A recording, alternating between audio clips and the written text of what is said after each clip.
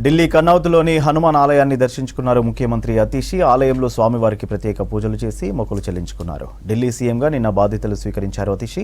CM హోదాలో తొలిసారి కన్నౌత్ ఆలయంలోని హనుమాన్కు ప్రత్యేక పూజలు చేశారు. హనుమంతుడి ఆశీర్వాదంతోనే ఆప్ కన్వీనర్ అరవింద్ కేజ్రీవాల్కు జైలు నుంచి బయటకు వచ్చారన్నారు అతీషి.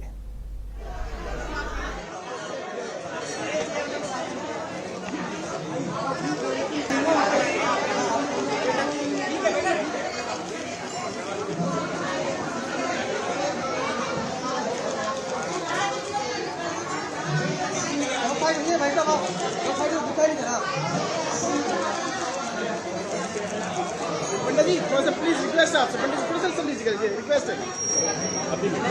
पंडित जी थोड़ा सा सब लीजिएगा बस। पंडित जी हमारा भी काम हो जाएगा, रिक्वेस्ट है पंडित जी थोड़ा सा प्लीज।